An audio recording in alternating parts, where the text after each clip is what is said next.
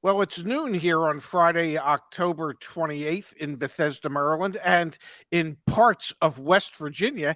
And this is news that you can use from YAA with your host today, me, Ray. The F&I goddess herself, Miss Kimberly Klein. And if you ever wanted to get a shock out of life, you need to tune in to Mr. Justin Fisher from YAA Electric. How's Yeah. everybody doing today? Feeling good, feeling good. Our electric show has a new time starting today. It starts at 12:45 after the show. We're moving to prime time, Oh, people. prime Well, time, moving up. yeah. Yep. And how come we're moving it to 12:45 just out of curiosity? Trying to get more people to tune in. Simple as that. Ah, Okay. They all don't right like then. 11? Hey, let's see. 1/3 of EV buyers in America lives in Pacific time. 11 Ah, a.m. makes Pacific sense. time. That's like 11 a.m. Eastern time is 7 a.m. Pacific time. So we're moving to 12:45 for those of you on the West Coast. You better appreciate it. That Well, makes total sense, though, Justin. It look does. at you, figuring out ways to cater to your audience. That is Yes. that is what makes YAA, if I may, so damn special. We It are here is. for the peeps. We We are. are. I actually flew in on my broom. I mean, I think Zach's on a plane right now, but I flew in as well on my broom because, well, that's what I can afford right now. And it works fabulously. I love my broom. Okay. Behind I me, I I believe updated my picture. Now it's the largest pumpkin in West Ah, Virginia. I love that well, pumpkin. well, there you have it. It's on a pallet. And if I may, I believe that this may be your second most favorite holiday, Me? Kimberly. Oh, Oh, no. Kimberly, go ahead. Ray, I think you know it is the only holiday for me. I mean, It's, you know, that's it's my great great great grandmother on that broom behind me. So, yes, I oh love my Halloween. goodness. Happy Halloween to everyone. Yes, to everyone out there. And I believe my son, God bless him, before he got on an airplane this morning, decided what the show topics should be. Yeah, Well, because he wasn't going to be here, so you got to love him for that. But I believe that um, we're seeing some bank earnings come in, especially when we're talking about loan portfolios and things of that nature. fun stuff. So if I can share my screen, Please I do. believe I have to hit the present button and then share screen and then click on the screen and then and then let's start if we can with GM Financial. Yeah, Um, GM Financial lower leased vehicle income dragged down GM Financial's third quarter earnings as net income fell 16% and revenue dropped 5%, the company reported on Tuesday. Net income was 688 million for the quarter compared with 829 million last quarter and 822 million in the same quarter of last year. Um, and I want to dig into that a little bit if we can, yeah. especially the lower leased vehicle income. Mm-hmm. Um, last time I checked, the only time leases were really viable for most people is when the manufacturers artificially supported the lease either through decreased money factors or increased residual percentages. Yeah. And they ain't doing that right now. Not that I can see. Have you seen anything that would indicate that, Kimberly? Absolutely not. And this article even says lease originations remained relatively flat. Now they Yes. say due to new vehicle supply leading to fewer incentives in lease vehicles. I get that. We all get that, don't we?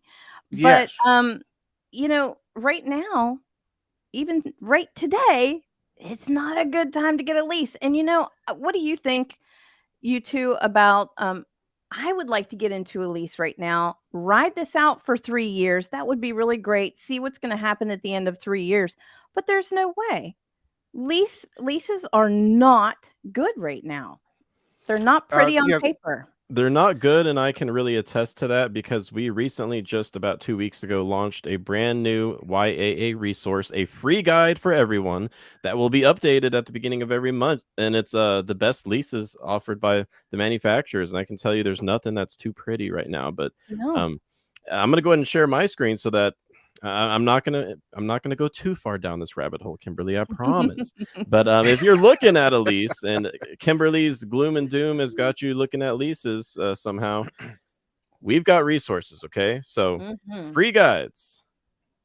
Where are these lease guides at? We've got a search box for that. So I just wanted to make sure everyone who's watching knows. You can go to joinyaa.com, click on the free guides up at the top, and you'll find the best lease offers this month, updated every 30 days. All right. You are Wow.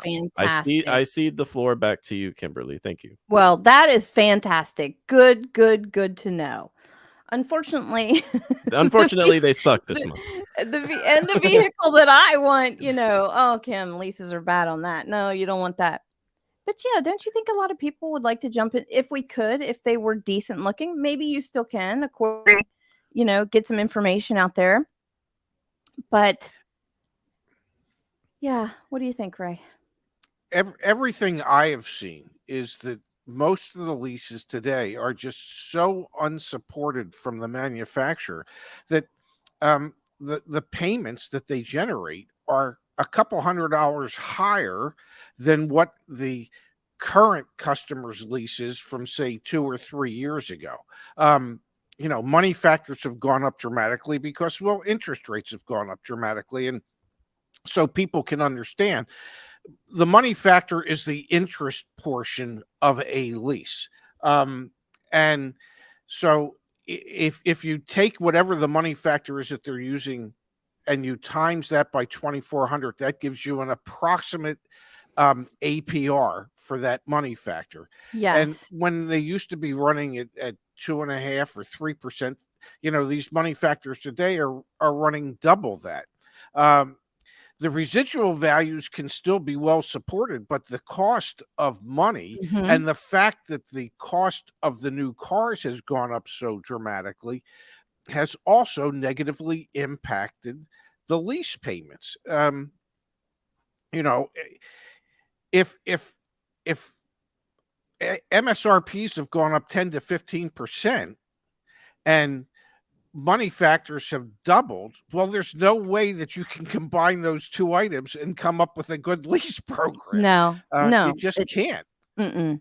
When I was I gathering the best leases, what really stood out to me was it seemed like automakers were just picking a lease offer and then just calling it a deal.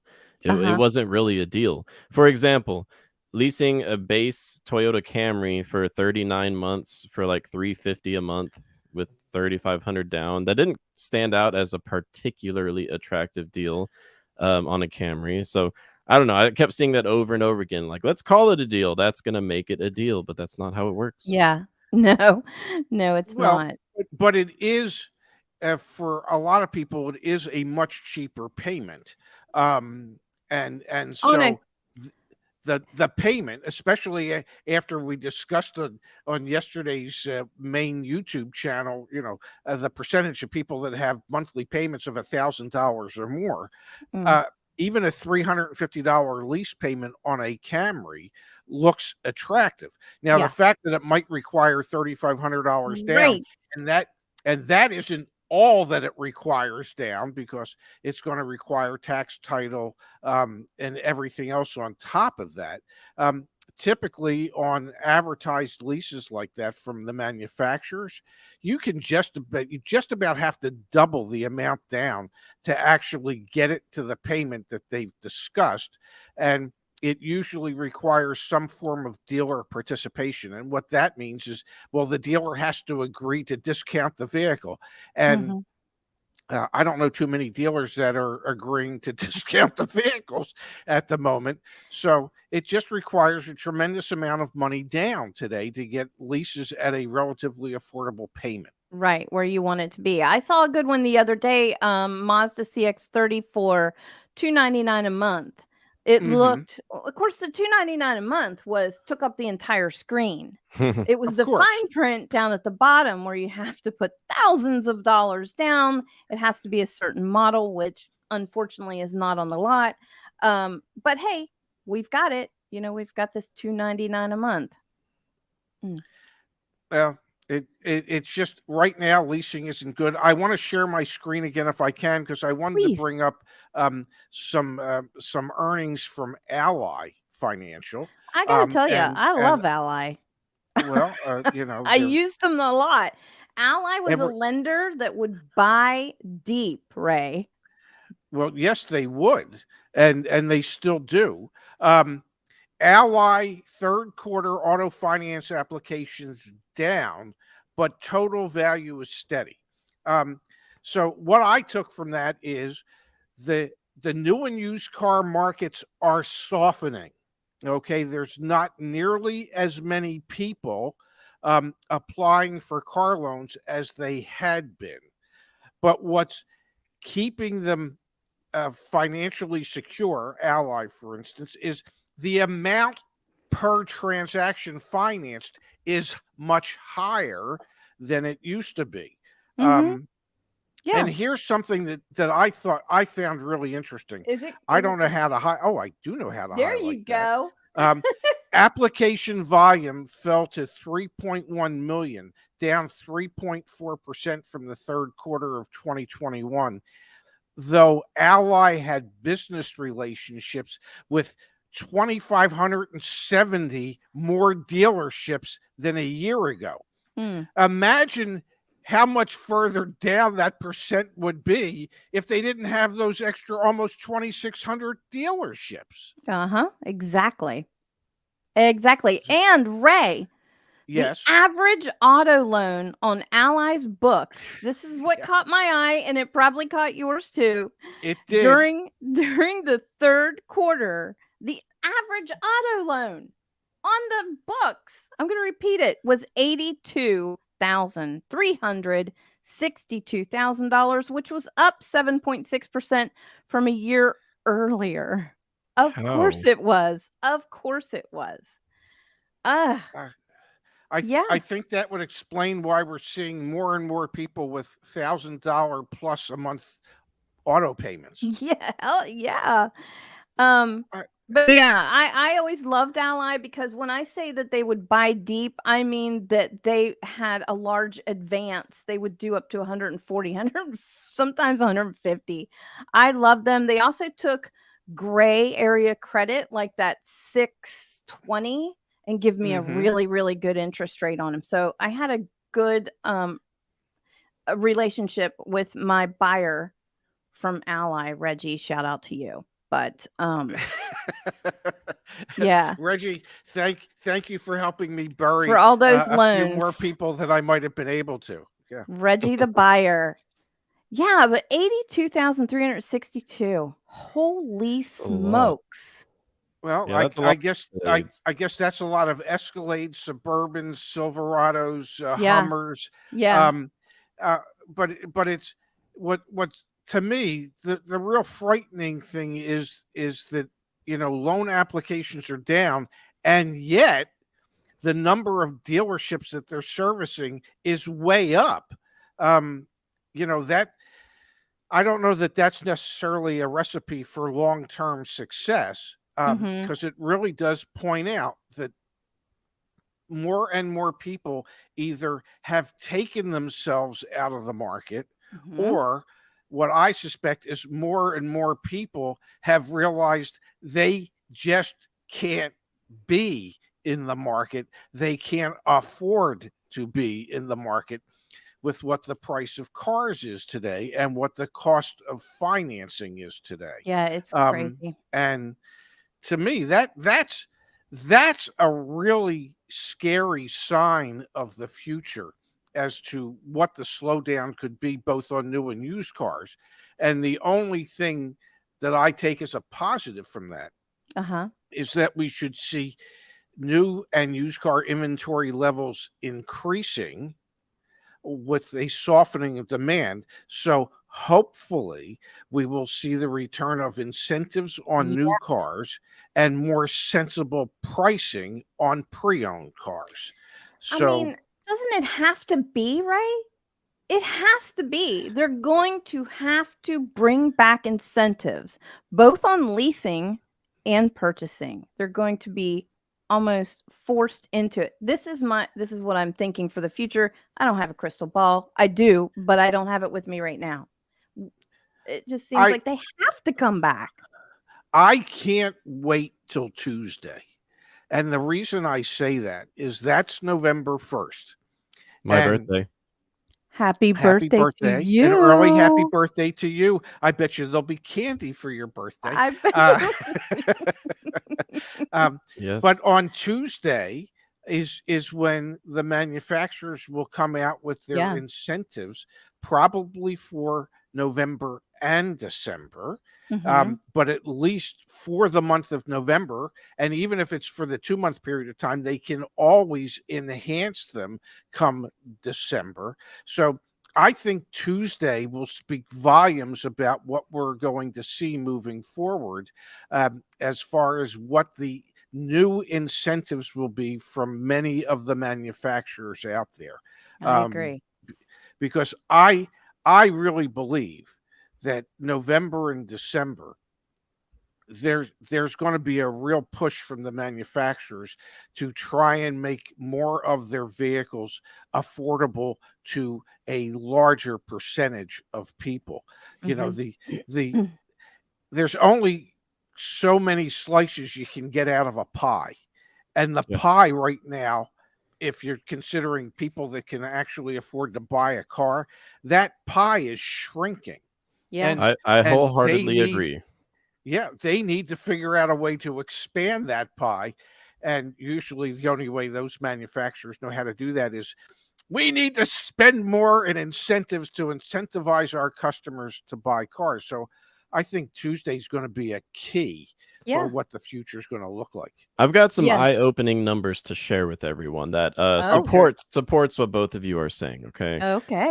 All right. So heading back over to the joinyaa.com homepage here on our free guides.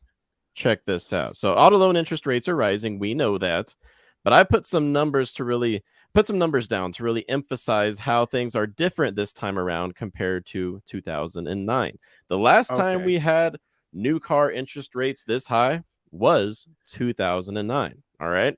Here's the difference. Back in 2009, the average new car transaction price was $28,000. Okay. Today it's $48,000. There Just a is small a difference. whole Just lot more interest. Now here, I did the numbers. Looking at the average amount financed today for new car buyers, $41,000. That's the average amount financed. That adds up to about $8,000 in interest if you take out a 72-month loan. This is apples and oranges when you start comparing this to 2009, and yeah, it'll go back down. Well, things are so different this time around with the inaffordability of vehicles. So that just really blew my mind when we saw that, crunching these numbers. And used car loan Yeah. rates are rising the most, as they tend to be, a few points higher. Yeah, it's just so much interest that is really something that we're going to have to face increasingly over the coming months. And The incentives, fact where are that they? the fact that the average transaction price has gone up $20,000 in what is that, 13 years? Yes. I mean, What? and I realize inflation has, started a year and a half, 2 years ago. I get that. But inflation in the last year and a half or 2 years does not account for that full $20,000. I mean, MSRPs and selling prices had been going up steadily from 2009 until now. It's just gotten so out of hand now. And one has to wonder, and maybe it's just me, but one has to wonder, are the MSRP increases truly a reflection of increased costs, or is it an opportunity for these corporations, these manufacturers, to pad their profits by just charging more, because everybody in the world, because inflation is a global thing, it's not just confined here in the United States. Everybody in the world is talking about inflation. So if everybody's talking about it, then a lot of these corporations can make it a self-fulfilling prophecy and raise their prices and also raise their profits, Yeah, while just playing on the fact that, well, inflation is rearing its ugly head. I mean, exactly. who was it? BP yesterday, their profits were 9.545 billion in this quarter, when last year they were 4.5 billion.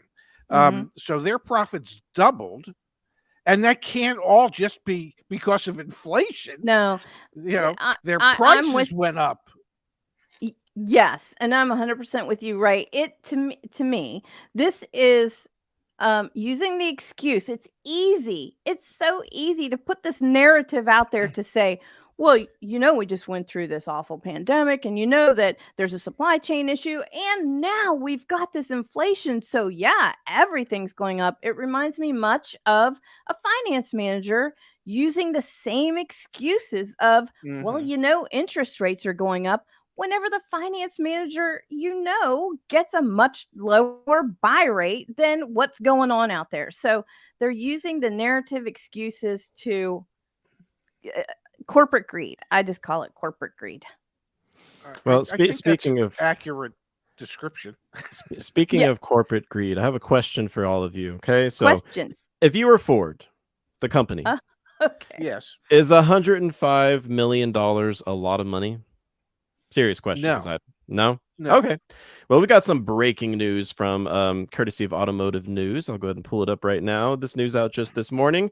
Ford is going to have to pay a software company $105 million because they stole trade secrets. Simple as that. I thought that was a lot of money, but apparently it's not if you're Ford. But yeah, it looks like between 1998 and 2015, Ford worked with Versata Software Incorporated, but they actually kind of just stole their stuff outside of contract and continued to use it beyond the end of their partnership together. And now a jury has found that they've got to pay him $105 million. But I guess this is just small apples if it's not a lot of money to Ford. I think it's a Well, slap on the wrist, isn't it? yeah, I mean, truly, what's Ford's market value? What's Oh, their, I don't I know. mean, A lot more than that, but I don't know. I'm pretty sure. I mean, and that's hardly anything compared to the $837 million they lost in the last quarter. Right. Um, Right.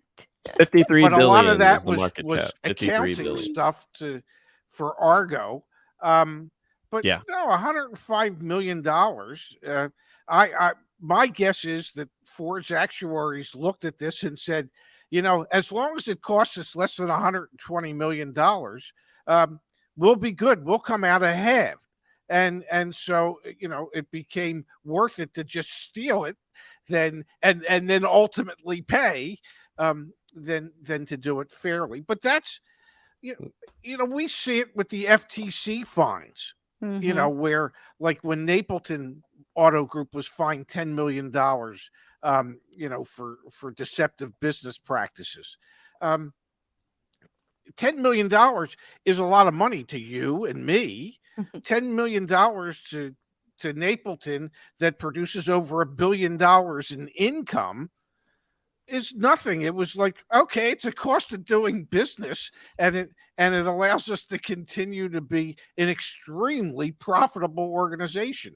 So this is just another example of that, where big corporations would rather assign a value for the theft what it might cost them, and realize, well, it's cheaper than actually paying for it up front the way we should be. Okay. Well I mean, said. yeah, and I scrolled down further and saw that this litigation had been ongoing since 2015. So I imagine they paid lawyers $105 million in the past 7 years. You better believe it. Oh my Uh, God. You guys, it, I it, know we only have a few minutes left, and I really, really wanted to touch on this if you don't mind. no, we don't mind at all. To After shift. all, it's Friday and it's Kimberly's corner. And after Kimberly's wonderful corner, I have to share some announcements with everyone. Okay, so yes, We're just all just here. throwing that out there, Okay. sprinkling that out there. All right. So we have someone in our community on the community forum named Mike. And I'm going to put this in a nutshell. So, Mike, this is for everyone out there. Mike went and he stroked a check for his new car, paying cash, wrote a personal check. However, the finance manager handed him a bank contract. And whenever he inquired about it, when I questioned the sales agent, he said it's only because they need to do a credit check before they accept my personal check. Now, I know a lot of you out there have experienced this where the finance manager or the dealership is saying, yeah, we'll take your check. Yes, please write us a personal check. But just in case, especially if you're out of state, people, especially if you're out of state, just in case the check doesn't go through, since you're taking our car, and it takes a few days for the check to clear, we're going to put you on something called a backup or a hold contract. Now, Ray and Justin, I used to do this many, many, many years ago until I got scolded for it.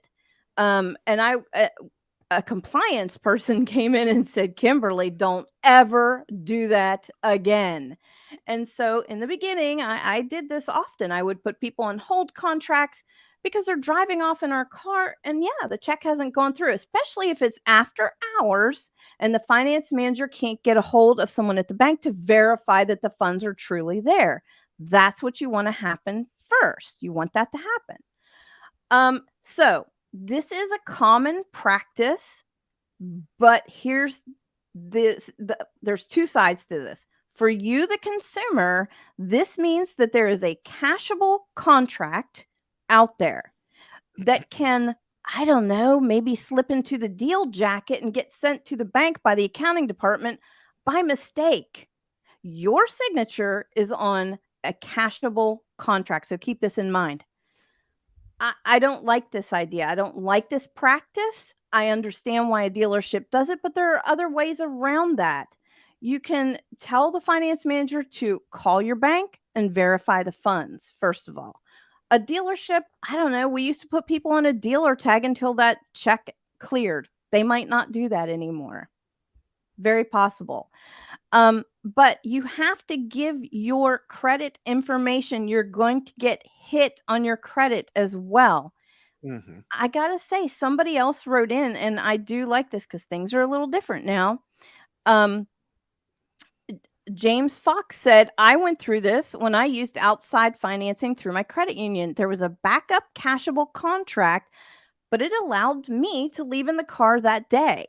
When FedEx arrived with my credit union's check 2 days later, the salesman sent me a video of him shredding that contract. Make sure they shred it. I mean, that's the deal. As a finance manager, I'm going to shred your contract as soon as I know the funds have cleared. But you as the consumer don't know that.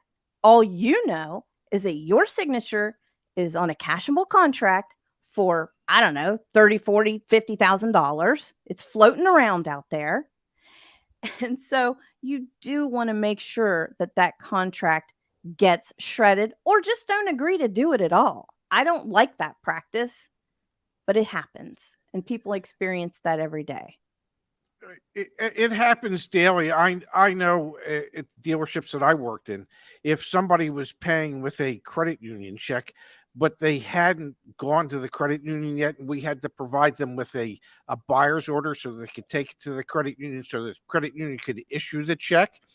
If they wanted to drive home with their new car, we would put them on a backup or a hold contract, and we would give them 72 hours to bring back the check from the credit union. When they brought back the check, we would write void on the contract, our Yep. contract, and then we would put it in the shredded box.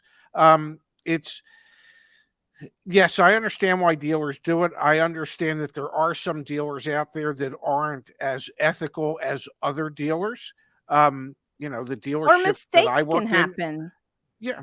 Well, yeah, and mistakes do happen, but the dealership you worked in, the dealership I worked in, we were ethical. We weren't gonna send your contract to the bank, um, unless you never showed up with a check. And Yeah. we gave you 72 hours, and if you would have called and said, "Well, we need another 24 or 48," we would have given it to you because we Yeah. don't want to go through that aggravation.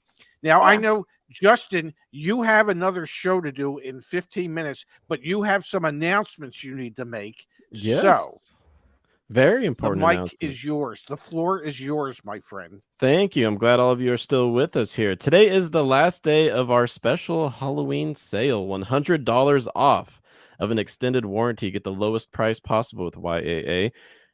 Treat 100 is the code. Ray, I'm betting you came up with that.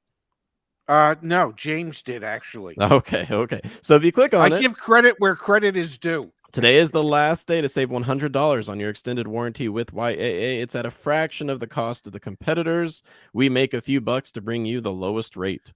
And that's how it works. So if you want to learn more, head over to joinyaa.com. You'll see the banner up at the top. You can learn all about the details. We've got coverage details for you to peruse.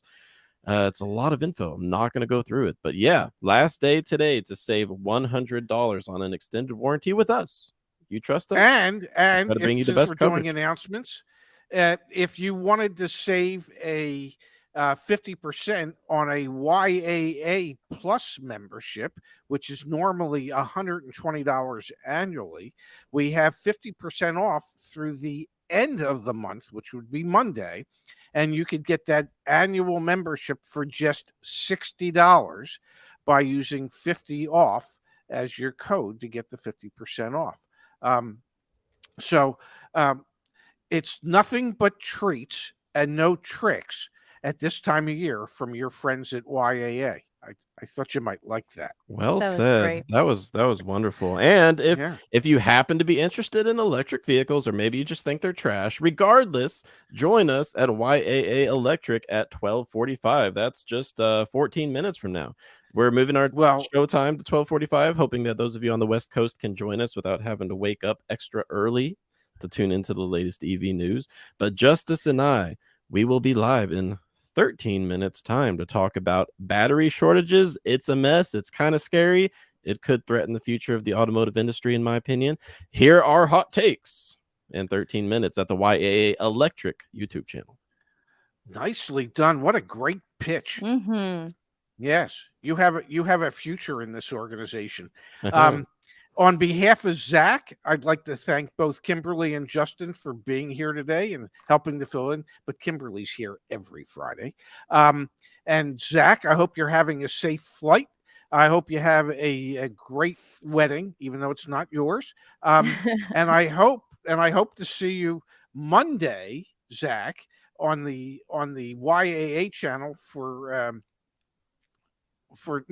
on the Ray and Zach channel for news that you can use at noon on Monday, which will be 9 Pacific time where you'll be, because he'll be in Palm Springs. Yes. The life of that young man. So thank you both, Kimberly and Justin. Thank you, you Ray. all for being here today. We'll see you back here Monday at noon Eastern, 9 Pacific, with more news that you can use from Happy YAA. Halloween. Happy Halloween. Yeah, happy Halloween, everybody. All treats, no tricks.